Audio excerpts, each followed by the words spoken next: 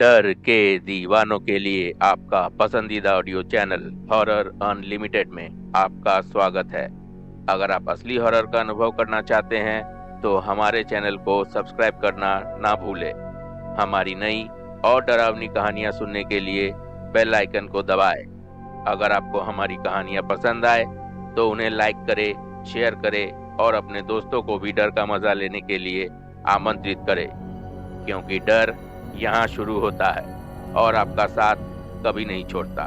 Hello दोस्तों, मैं आपका दोस्त और इस कहानी का सूत्रधार रंजीत। स्वागत है आपका हमारे चैनल पर। बनिए हमारा हमसफर इस डरावनी सफर पर। तमसवाड़ी का अभिशाप। उस समय मैं सड़क विभाग में सुपरवाइजर के पद पर था। काम के सिलसिले में उत्तराखंड के एक गांव में पोस्टिंग हुई थी। सरकारी रोड प्रोजेक्ट के सुपरवाइजर के रूप में यहाँ काम करने आया था। 4 महीने यहीं रहना होगा। उस वक्त सर्दियों का मौसम था। गांव की ओर सर्दी और भी कड़ाके की थी।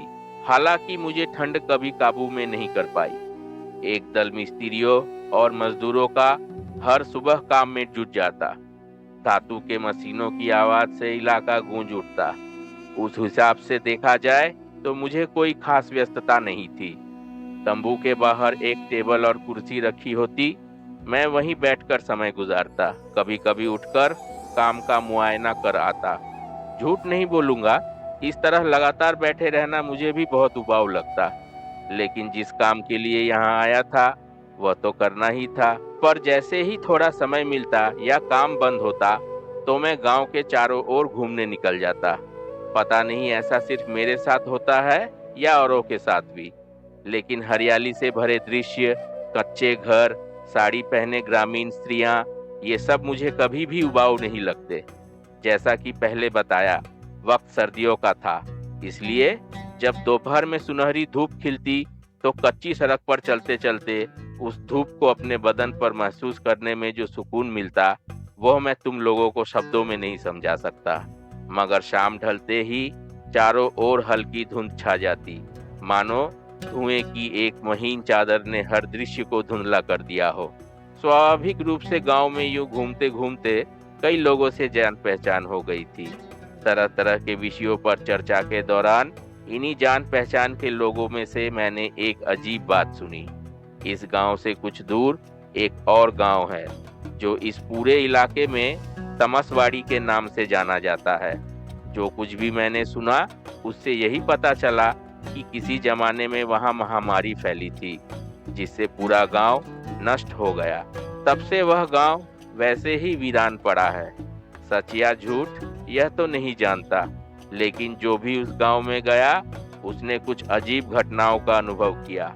कभी असामान्य हवा के झोंके तो कभी किसी अदृश्य प्राणी की सांसें। कुछ लोगों ने तो पूरा गांव आग की लपटों में जलता हुआ भी देखा है। जब ये घटनाएं पूरे गांव में फैल गई तो स्वाभाविक रूप से लोगों ने उधर जाना बंद कर दिया। इस विषय पर चर्चा होते ही हर कोई इसे टालने की कोशिश करता, जैसे डर ने सभी के दिलों में गहरी जड़ें जमा ली हो। लेकिन मेरे लिए ऐसे विषय रोमांचित कर देने वाले होते हैं। चाहे कोई कुछ भी कहे, मेरा उत्साह 100 गुना बढ़ जाता है। एक बार जब कोई सुराग मिल जाए तो उसे खुद अनुभव किए बिना मुझे कहीं चैन नहीं मिलता। इसलिए काम के बीच बीच में लोगों से बातचीत कर इस बारे में और भी कुछ जानने की कोशिश करता रहा, लेकिन खास कुछ नया पता नहीं चला। यह जानकर कि रहस्य अब भी अनसुलझा है, मेरा उत्साह और भी बढ़ गया। इसी बीच नए साल के अवसर पर सभी मिस्त्रियों और मजदूरों ने साल के पहले 2 दिन की छुट्टी की मांग की। हमारा काम पहले ही तेजी से आगे बढ़ रहा था, तो यह सोचकर कि इन 2 दिनों की छुट्टी से सबका उत्साह और बढ़ जाएगा, हमने इस छुट्टी को मंजूर कर लिया। कई लोग इस मौके पर अपने घर चले गए। जो रुक गए उन्होंने वहीं वन भोजन और तरह तरह के व्यंजनों की योजना बनाई। चूंकि मैं कहीं नहीं गया था, इसलिए मैं भी उनके इस भोज भात की साजिश में शामिल हो गया। हालांकि इन सब के बीच मेरे दिमाग में कुछ और ही चल रहा था। जब 2 दिनों की छुट्टी है तो इस मौके का फायदा उठाकर अपनी मन की इच्छा पूरी कर लूंगा। अलौकिक कहानियां और रहस्यमयी घटनाओं को सुनने के बाद मैंने मन ही मन पहले ही तय कर लिया था कि यहाँ से लौटने से पहले कम से कम एक रात उस गांव में बिताकर ही जाऊंगा। गांव वालों ने भले ही ऐसा कुछ नहीं कहा था जो रात को और ज्यादा डरावना बना दे, लेकिन अपने लंबे अनुभव से मैं इतना तो जानता ही हूँ कि सूरज ढलते ही अलौकिक शक्तियाँ और भी प्रबल हो जाती है। इसलिए रात का अंधकार ऐसी भूतिया अभियान के लिए सबसे सही समय होता है। 1 जनवरी को तरह तरह के मसालों और व्यंजनों के साथ वन भोजन का आयोजन किया गया। मिस्त्री और मजदूर अपनी तरह से आनंद ले रहे थे। यहाँ आने के बाद से ही मैंने उन्हें लगातार काम करते देखा है, बिना किसी आपत्ति के। खुशी खुशी दिन पर दिन मेहनत करते गए। काम के बीच इस तरह की छुट्टी और आनंद का आयोजन कैसे काम करने की रुचि को कई गुना बढ़ा देता है, यह कहने की जरूरत नहीं। थकान को उतार फेंक कर वे पूरी तरह से आनंद में मग्न हो गए। मैंने भी समय और अवसर के अनुसार उनके साथ शामिल हो गया। जब भोजन समाप्त हुआ तब दोपहर काफी बीत चुकी थी। मैंने ज्यादा देर इंतजार नहीं किया। सर्दियों की शाम बहुत जल्दी ढल जाती है। फिर भी अभी अभी खाना खाया था तो चलने का मन नहीं कर रहा था। थोड़ी देर सुस्ताकर कंधे पर रखा झोला संभाला और निकल पड़ा। मेरा लक्ष्य वही तमसवाड़ी था। धीरे धीरे चल रहा था, लेकिन दोपहर के खाने के कारण शरीर बहुत थका हुआ लग रहा था। मन में ख्याल आ रहा था कि काश कोई रिक्शा या बैलगाड़ी मिल जाए तो बिना किसी संकोच के चढ़ जाऊंगा। लेकिन जितना मुझे पता था उस दिशा में कोई नहीं जाता। क्या सच में कोई मिलेगा जो मुझे वहां तक छोड़ आए? चलते चलते देखा एक बैलगाड़ी आ रही है। उस व्यक्ति से बात की। मैं तमसवाड़ी ही जाना चाहता हूँ, यह स्पष्ट रूप से नहीं बताया। बस किस दिशा में जाना है इतना बताकर बात पूरी भी नहीं हुई थी कि मैं गाड़ी में बैठ गया। बैलगाड़ी धीरे धीरे आगे बढ़ रही थी। जब भी गाड़ी वाले ने मुझसे पूछा कहाँ जाना है, मैं बस तमसवाड़ी की ओर इशारा कर देता। 1-2 बार ऐसा करने के बाद वह समझ गए कि मैं किस दिशा में जा रहा हूँ। अचानक उन्होंने गाड़ी रोक दी और बोले, बाबू, मैं उधर नहीं जाऊंगा। संध्या हो रही है। दिन में कोई बात नहीं, पर शाम ढलते ही क्या होगा यह कोई नहीं कह सकता। मैं उनकी हथेली पर 50 रुपए का नोट रख दिया और कहा, जहां तक हो सके बस वहीं तक छोड़ दो। जब कहोगे मैं उतर जाऊंगा। संकोच करते हुए वह फिर से आगे बढ़ने लगे। उस समय उस रास्ते का किराया 3-4 रुपए से ज्यादा नहीं था, लेकिन मैंने 50 रुपए दिए थे। थोड़े लाभ की उम्मीद में शायद वह अपने डर को नजरअंदाज करने की कोशिश कर सके, यही सोचकर मैंने उन्हें पैसे दिए थे। लेकिन 1 मिनट चलते ही अचानक गाड़ी फिर रुक गई। गाड़ी में बंधे बैल अजीब तरीके से रंभा उठी। क्या हुआ? मैं अब और नहीं जाऊंगा बाबू, आप उतर जाइए। अभी तो कुछ दूर और जाना है, थोड़ा और चलो। अगर आप नहीं उतरते तो मैं गाड़ी मोड़ लूंगा। आपकी जो इच्छा। यह कहकर जब वह गाड़ी घुमाने लगे तब मैंने उन्हें रोककर गाड़ी से उतर गया। अब रोशनी काफी कम हो चुकी थी। यहाँ पेड़ पौधे बहुत थे, इसलिए खुले आकाश की हल्की सफेद रोशनी भी यहाँ पूरी तरह नहीं पहुंच रही थी। जैसे ही मैं उतरा, गाड़ी मुड़कर लौटने लगी, सामान्य से कहीं अधिक तेज गति में। मैं कुछ पल उधर देखता रहा, फिर अपने रास्ते चल पड़ा। इस गांव के बारे में मैंने कुछ दिनों में लोगों से इतनी बातें कर ली थी कि किस रास्ते से वहां पहुंचना है यह पूरी तरह से स्पष्ट था। चलते चलते मुझे एहसास हुआ कि सच में यहाँ कोई आता जाता नहीं। लोगों की बात ही छोड़ो, संध्या ढलने से पहले जो पक्षियों की मधुर चहचहाहट गांव भर में सुनाई देती है, वह भी यहाँ नहीं थी। जबकि यहाँ इतनी अधिक हरियाली थी कि पक्षियों की संख्या और ज्यादा होनी चाहिए थी। समय के साथ साथ रोशनी भी तेजी से कम होती जा रही थी। खाने के बाद जो शरीर में थकान थी, अब वह भी काफी हद तक कम हो चुकी थी। इसलिए मैंने अपनी चाल थोड़ी तेज कर दी। जैसे जैसे आसपास परित्यक्त घर दिखने लगे, वैसे वैसे रोशनी और भी मंद हो गई। कुछ ही क्षणों में हर तरफ घना अंधेरा छा जाने वाला था। चारों ओर एक अजीब सन्नाटा पसरा हुआ था। मैं उत्सुकता भरी नजरों से हर तरफ देखने लगा। इस बीच हल्की हल्की धुंध जमने लगी थी। मैंने कंधे के झोले से टॉर्च निकालकर हाथ में ले लिया। कुछ ही पलों में जो थोड़ी बहुत रोशनी थी, वह भी कहीं खो गई। निर्जन गांव अब लगभग जंगल में बदल चुका था। मेरे शरीर पर पर्याप्त गर्म कपड़े थे, फिर भी एक अजीब सी हिरन महसूस हो रही थी। सावधान नजरों से मैं मुख्य रास्ते पर आगे बढ़ता रहा। रास्ते के दोनों ओर बेल, लताएं और झाड़ियां इतनी बढ़ चुकी थी कि उन्होंने लगभग पूरे रास्ते को घेर लिया था। सिर्फ एक पतली पगडंडी सी बची थी, जिसे देखकर अनुमान लगाया जा सकता था कि यह असली रास्ता होगा। मैंने टॉर्च जलाई और हाथ में कसकर पकड़ ली, लेकिन उसकी रोशनी बहुत दूर तक नहीं जा रही थी। टॉर्च के तेज प्रकाश में सिर्फ जमी हुई धुंध की परत चमक उठ रही थी। मेरा पूरा शरीर सतर्क था। ठीक उसी वक्त मुझे ऐसा महसूस हुआ जैसे कोई ठीक मेरे पीछे पैरों से कदम मिलाकर चल रहा हो, और उसकी सांसों की हल्की गर्माहट मेरे कंधे पर टकरा रही हो। वह हल्की हवा की लहर बर्फ की तरह ठंडी थी। मेरे सीने के भीतर दिल की धड़कन अचानक तेज हो गई। मैंने खुद को संभाल कर धीरे धीरे पीछे मुड़कर देखा। एक पल के लिए एक चेहरा झलक उठा, फिर कहाँ गायब हो गया पता ही नहीं चला। मेरे हाथ की टॉर्च जल रही थी। मैंने उसकी रोशनी चारों ओर फेंकी, लेकिन कुछ भी नजर नहीं आया। उस एक पल में, एक झलक में, मैं इतना समझ चुका था कि मेरे पीछे कोई था।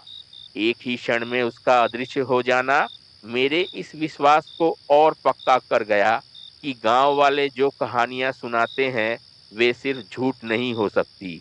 मैं फिर से घूमकर टॉर्च की रोशनी डालते हुए अपने रास्ते पर आगे बढ़ने लगा। हल्की धुंध के बीच आसपास के परित्यक्त घरों को देखकर एक अजीब एहसास हो रहा था।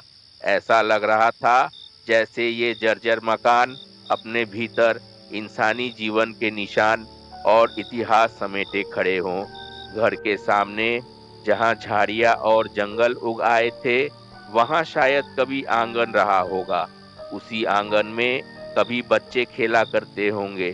सुबह की रोशनी में ये निस्तब्ध गांव कभी लोगों की चहल पहल से गूंजता रहा होगा। किसी घर का पालतू मुर्गा शायद भोर होने की खबर देता होगा, और आंगन के पास खूंटे से बंधे गाय बकरियों का झुंड खड़ा रहता होगा। गरीबी को साथ लेकर भी इन कच्चे घरों में बसे परिवार किसी सुनहरे भविष्य का सपना देखते होंगे, लेकिन किसी अज्ञात महामारी ने उन सभी उम्मीदों और सपनों को पूरी तरह मिटा दिया था। भयावह सिहरन भरे माहौल में भी इन ख्यालों ने मेरे मन को कुछ पल के लिए खोसा दिया। टॉर्च की रोशनी डालते हुए मैं इन खंडहरों को देख रहा था और मन इन्हीं विचारों में डूबा हुआ था। लेकिन तभी अचानक मेरी सोच टूटी, क्योंकि मुझे ऐसा महसूस हुआ कि मेरे पीछे कोई या कुछ लोग मेरे साथ साथ चल रहे हैं, और उसी सफेद धुंध के आड़ में कोई जैसे बहुत धीमी आवाज में फुसफुसा रहा था। इस ठंडी सुनसान और भयावह संध्या में, इस निर्जन माहौल में मेरे शरीर के रोंगटे खड़े हो गए। मैंने तुरंत चारों ओर टॉर्च की रोशनी डाली, पर उम्मीद के मुताबिक वहां कोई न था। लेकिन मैं लगातार किसी अनजानी मौजूदगी को महसूस कर रहा था। जिस रास्ते पर मैं चल रहा था, मेरा ध्यान सीधा उस पर नहीं था, बल्कि चारों ओर धुंध की परतों के बीच मेरी आंखें भटक रही थी। अचानक टॉर्च की रोशनी रास्ते पर आगे डालते ही प्रकाश में उभर आया एक आकृति। मुझे लगभग 10-12 हाथ दूरी पर एक महिला खड़ी दिखाई दी। झुका हुआ शरीर, छोटी कदकाठी और सफेद साड़ी देखकर मैंने अनुमान लगाया कि शायद वह कोई बूढ़ी औरत हो। उसका सिर इस तरह घूंघट से ढका था कि चेहरा ठीक से दिखाई नहीं दे रहा था। लेकिन इतनी अंधेरी रात में इस वीराने में एक वृद्धा क्या कर रही थी? उसकी दोनों हाथ टॉर्च की रोशनी में हल्का सा दिख रहे थे। वे कुछ अजीब से लग रहे थे, जैसे हड्डियों पर खाल मात्र चिपकी हो। इतने ज्यादा कमजोर कि ऐसा लग रहा था मानो किसी कंकाल को बस एक पतली खाल से ढक दिया गया हो। स्वाभाविक रूप से मेरे मन में यह विचार आया कि यह आकृति किसी जीवंत इंसान की नहीं है, शायद कोई भूत ही है। लेकिन अगले ही क्षण मैंने सोचा, हो सकता है कि गांव वालों को अनजान रखते हुए कोई वृद्धा यहाँ रहती हो। इस मृत गांव के रहस्य को जानने की मेरी जिज्ञासा इतनी अधिक थी कि मैं उस समय किसी भी भूत का पीछा करने से भी नहीं हिचकता। तो देखा ही जाए, यह सोचकर मैं उस अनजान आकृति की तरफ बढ़ गया। वह वृद्धा अभी भी उसी तरह स्थिर खड़ी थी, मानो कोई पत्थर की मूर्ति हो। मैं बिल्कुल सामने तक चला गया, पर वह फिर भी वहीं स्थिर खड़ी रही। जीवन में जितना भी साहस या अनुभव हो, ऐसे माहौल में हर किसी के मन में थोड़ा बहुत डर तो बैठ ही जाता है। मैंने कांपती आवाज में पूछा, आप कौन है? मूर्ति की तरह वही स्थिर खड़ी रही। मैंने फिर पूछा, आप यहाँ इस समय क्या कर रही है? आप कौन है? अब एक अजीब कांपती हुई क्षीण आवाज गूंज उठी, मैं तो यहीं रहती हूँ, लेकिन तुम इस रात में यहाँ क्यों आए हो? आप यहाँ रहती है? मतलब? गांव के सभी लोग तो कहते हैं कि यहाँ कोई नहीं रहता। कौन क्या कहता है यह मुझे नहीं पता, लेकिन इतना जानती हूँ कि यहाँ संध्या के बाद तो क्या, दिन के उजाले में भी कोई नहीं आता। तुम क्यों आए? दरअसल इस गांव के बारे में जानने की मुझे जिज्ञासा थी। तभी एक तीव्र अट्टहास मेरे कानों में गूंज उठी। फिर एक तिरस्कार भरी आवाज आई, सब कुछ जानने की जिज्ञासा अच्छी नहीं होती, लौट जाओ। ऐसे ही लौट जाने के लिए तो मैं यहाँ नहीं आया, मैंने लगभग दृढ़ स्वर में कहा। मैं इस जगह का रहस्य जानना चाहता हूँ। मैं वापस नहीं जाऊंगा। अगर आप सब कुछ जानती है तो मुझे बताइए। कहा ना, सब कुछ जानने की जिज्ञासा अच्छी नहीं होती। यह कहते ही वह आकृति घूमी और धीरे धीरे चलने लगी। उसकी चाल बहुत धीमी थी। उसके जर्जर शरीर की दुर्बलता उसमें स्पष्ट झलक रही थी। आप बताइए, आप क्या जानती है? लेकिन इस बार कोई उत्तर नहीं मिला। मैं भी उस वृद्धा के पीछे पीछे चलने लगा। चारों ओर घने पेड़ पौधे थे और उस जंगल में तैरती धुंध को पार करते हुए हम एक ऐसी जगह पहुंचे। अब तक देखे गए दृश्यों से यह जगह पूरी तरह अलग थी। सामने एक छोटी सी झोपड़ी थी, मिट्टी की दीवारें, ऊपर छप्पर की छत, सामने एक साफ सुथरा आंगन। स्पष्ट था कि यहाँ कोई रहता है। तब तक न जाने क्यों यह विश्वास मन में बढ़ने लगा था कि यह बुढ़िया कोई जीवित इंसान ही है। बुढ़िया ने घर का दरवाजा खोला और अंदर चली गई। फिर दरवाजे से हल्की रोशनी की एक किरण बाहर झलकने लगी। बाहर खड़े खड़े ही समझ गया कि अंदर कोई ज्वाला जल उठी है। तभी वृद्धा की आवाज आई, अंदर आओ। पैरों में पहनी चप्पलें बाहर उतार कर अंदर चला गया। मिट्टी की जमीन पर नंगे पांव रखते ही तीव्र ठंडक महसूस हुई। एक लकड़ी की छोटी चौकी पर केरोसिन का दीपक जल रहा था। उसके दूसरी ओर एक आसन पर बैठी थी बुढ़िया। मुझे कोई उम्मीद नहीं थी, लेकिन जैसे ही वृद्धा ने अंदर बुलाया, वैसे ही उम्मीद जागी कि उससे कुछ ना कुछ जानने को मिलेगा। बैठो, उसने कहा। सामने एक आसन बिछा था। मैं उसी पर बैठ गया। रात तब लगभग 8:30 बजे होंगे। इस वीरान गांव में, इस अंधकार में सिर्फ झिंगुरों की एक रस आवाज गूंज रही थी। उसके अलावा और कोई आवाज नहीं थी। एक संदिग्ध वृद्धा का पीछा करते हुए मैं एक अनजान घर में आ पहुंचा था। दीपक की रोशनी में मैं और वृद्धा आमने सामने बैठे थे। अब तक उसकी मुखाकृति देख पाया, हालांकि वह पूरी तरह स्पष्ट नहीं थी। वृद्धा इस तरह बैठी थी कि चेहरे पर विशेष रोशनी नहीं पड़ रही थी। उसका सिर घूंघट से ढका था। हाथों की तरह ही उसका चेहरा भी झुर्रियों से भरा था। अत्यधिक दुर्बल उसकी आंखों के गड्ढे इतने गहरे थे कि वहां अंधकार का गुच्छा सा जम गया था। क्या उसमें आंखों की पुतलियां थी या नहीं, कौन जाने। ऐसी विचित्र और रहस्यमयी परिस्थिति में बुढ़िया ने अपनी खनकती आवाज में एक कहानी सुनाने लगी। कहानी बहुत लंबी थी। मैं उसका सार कह रहा हूँ। यह घटना लगभग 80-90 साल पहले की है। तब यह गांव इंसानों के कोलाहल से भरा हुआ था। सुख, दुख, हंसना, रोना मिलाकर यह भी किसी आम गांव की तरह ही था।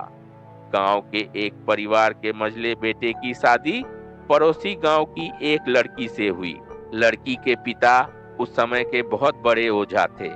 आसपास के सभी गांवों में उनकी ख्याति थी। लोगों का मानना था कि लड़की के पास भी झाड़ फूंक और टोने टोटके करने की शक्ति थी। शादी के बाद सब कुछ शांत और सामान्य रूप से चल रहा था। कुछ दिनों बाद नवविवाहिता गर्भवती भी हो गई। परिवार में खुशी की लहर दौड़ गई।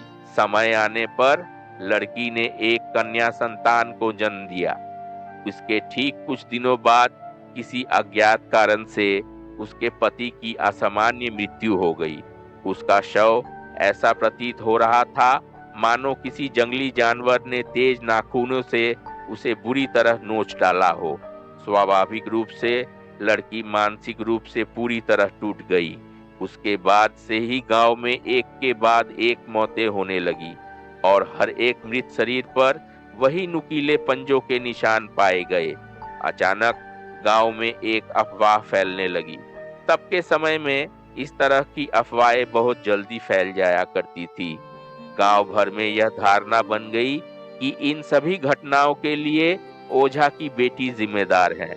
लोगों का मानना था कि वह वास्तव में इंसान नहीं बल्कि एक डायन थी। उसी की बुरी नजर के कारण उसके पति की मृत्यु हुई थी और उसके बाद गांव के एक एक करके आम लोग मरने लगे। लेकिन अंधविश्वास से भरे लोगों को कौन समझाए कि अपने पति को खो चुकी और हाल ही में मां बनी उस लड़की की मानसिक अवस्था क्या रही होगी। एक दिन गांव के मुखिया के नेतृत्व में गांव के लगभग सभी लोग इकट्ठा हो गए। उन्होंने उस बेबस सर्वहारा दुखियारी को डायन कहकर पकड़ लिया। फिर सबके सामने उसे बांधकर इतना मारा कि उसकी मृत्यु हो गई। वह विरोध करने का मौका तक नहीं पा सकी। लेकिन जब उसकी सांसें अंतिम पड़ाव पर थी, तब उसने भगवान से व्याकुल होकर प्रार्थना की थी कि यह गांव पूरी तरह से बर्बाद हो जाए। मृत्यु इस गांव का कभी पीछा न छोड़े। सिर्फ उसकी दूध मुंही बच्ची ही यहाँ सुरक्षित बनी रहे। मृत्यु के समय वह गहरी प्रार्थना शायद भगवान तक पहुंच गई थी।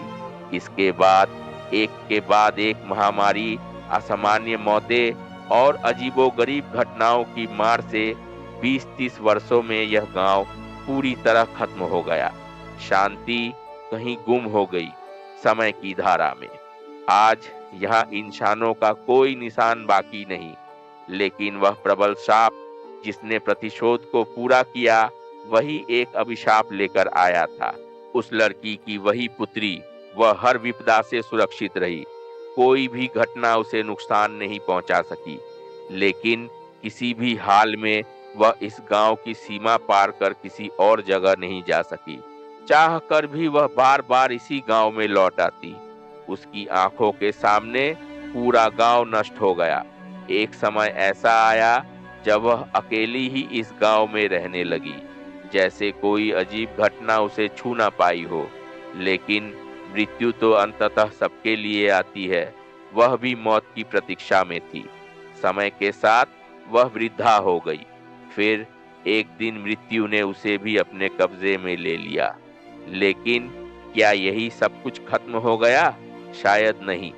मृत्यु के बाद भी उसकी आत्मा इस गांव में कैद होकर रह गई। सिर्फ उसकी आत्मा ही नहीं, बल्कि इस गांव के असंख्य लोगों की आत्माएं भी। वे सभी मुक्ति की प्रतीक्षा में युगों से किसी प्रायश्चित की बाट जो रही है, जो इस श्राप से उन्हें मुक्त कर सके। लेकिन कोई नहीं जानता कि वह प्रायश्चित क्या है। जब वृद्धा ने यह कहानी समाप्त की, तब मैंने उसकी आंखों के गहरे गड्ढों में जमी हुई उस अंधकार भरी परछाई को देखा। उस अंधकार के बीच दो दमकती हुई आंखें सामने जलती हुई अग्निशिखा के प्रतिबिंब में दमक रही थी। ऐसा लग रहा था मानो उस अंधकार से घिरी आंखों के बीच अग्निशिखा लहराते हुए कांप रही हो।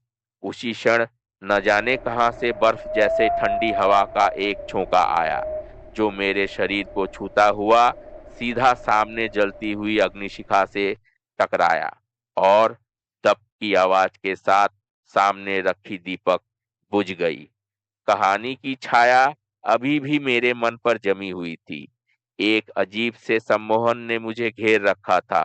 अंधकार होते ही वह सम्मोहन टूटा। मैंने तुरंत कंधे के झोले से टॉर्च निकाल ली। यहाँ रोशनी थी, इसलिए मैंने उसे बंद करके रख दिया था। स्विच दबाते ही जैसे मेरा दिल जोर से धड़क उठा। मैं यह कहाँ बैठा हूँ? मैं तो एक साफ सुथरे मिट्टी के घर में बैठा था। अब देखा तो मेरे चारों ओर कुछ भी नहीं था। थोड़ा ऊंचा मिट्टी का टीला था, जिस पर झाड़ियों ने पूरे स्थान को घेर लिया था। मैं उसी मिट्टी के ढेर पर बैठा था। वह बूढ़ी औरत कहाँ गई? वह जलता हुआ दिया कहाँ गायब हो गया? एक झटके से मैं खड़ा हो गया और तभी ध्यान गया कि अब तक लगातार सुनाई देने वाली झिंगुरों की आवाज अचानक थम गई थी। चारों ओर की धुंध और भी गहरी हो गई थी और उसी धुंध के पीछे कोई फुसफुसा रहा था। उस धुंध के पीछे कौन थे? मैंने टॉर्च की रोशनी आगे डाली, थोड़ी दूरी पर रखी, अपनी चप्पलें पहन ली और बढ़ चला उस घने धुंध की ओर। कुछ कदम आगे बढ़ते ही मेरी आंखों के सामने एक झुंड स्पष्ट हो उठा। उनके शरीर मानो धुंध में घुले हुए थे, किसी फीके सफेद रंग की तरह। उनकी आंखें चमक रही थी, एक ठंडी पथराई हुई मूर्ति जैसी। वे एक टक मुझे घूर रहे थे। लताओं और पत्तों के बीच से जिधर भी मैं बढ़ता वही देखता एक झुंड खड़ा है, लेकिन वे इंसान नहीं थे। यह मेरा दिल जानता था। मुझे लगा जैसे मैं किसी भूल भुलैया में फंस गया हूँ। मुझे समझ में नहीं आ रहा था कि कौन सा रास्ता सही है, और जैसे ही मैं आगे बढ़ने की कोशिश करता, वे मूर्तियां रास्ता रोक लेती। कई बार अलग अलग दिशाओं में जाने की कोशिश की, लेकिन हर बार असफल हुआ। फिर मैंने याद करने की कोशिश की कि किस दिशा से मैं उस बूढ़ी औरत के साथ यहाँ आया था। मुझे रास्ता याद आ गया, लेकिन जो पहले हुआ था वही फिर से हुआ। जैसे ही लौटने के लिए कुछ कदम आगे बढ़ाए, सामने वही अजीब सफेद आकृतियां दिखने लगी। लेकिन इस बार मैं नहीं रुका, सीधे उनकी ओर बढ़ गया। अद्भुत रूप से मैंने उन आकृतियों के बीच से अपने आप को गुजार लिया। ऐसा लगा जैसे वे मूर्तियां नहीं, बल्कि जमी हुई सफेद धुंध की परछाई हो। उन सफेद आकृतियों का घेरा पार करते ही और भी भयावह दृश्य मेरी आंखों के सामने उभर आया। वह जंगल कहाँ गया? ऐसा लग रहा था कि मैं एक विशाल खुले मैदान के बीच में खड़ा हूँ और उस मैदान में चारों ओर सैकड़ों चिताएं दहक रही थी। वो चिताएं भयंकर लपटों में जल रही थी।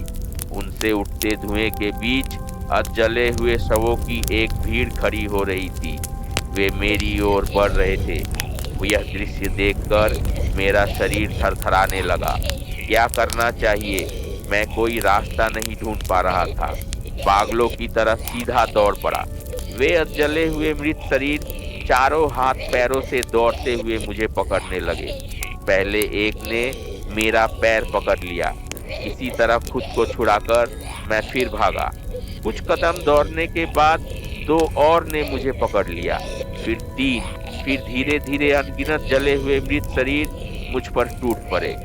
अंधेरी रातों में तारों से भरा आसमान धीरे धीरे उन जलते हुए मृत शरीरों की भीड़ में ढक सा गया। इस अविश्वसनीय और भयावह स्थिति में मैं अपने होश खो बैठा। तभी एक तीव्र रोशनी मेरी बंद आंखों पर पड़ी और मुझे चेतना आई। मैं झाड़ियों और लताओं के ऊपर पड़ा हुआ था।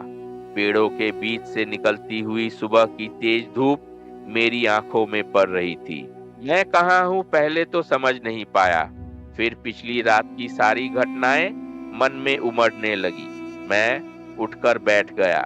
प्रारंभिक झटका संभालने के बाद चारों ओर देखा। थोड़ी ही दूरी पर मेरी टॉर्च पड़ी थी।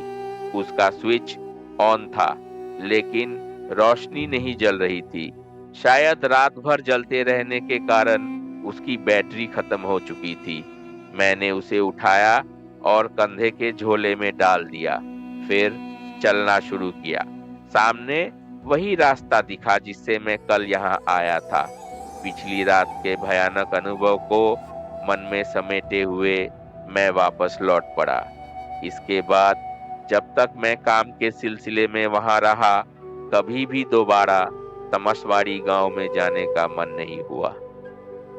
समाप्त। तो दोस्तों, कहानी अगर अच्छी लगी हो तो प्लीज स्टोरी को लाइक करें और चैनल को सब्सक्राइब करें। धन्यवाद।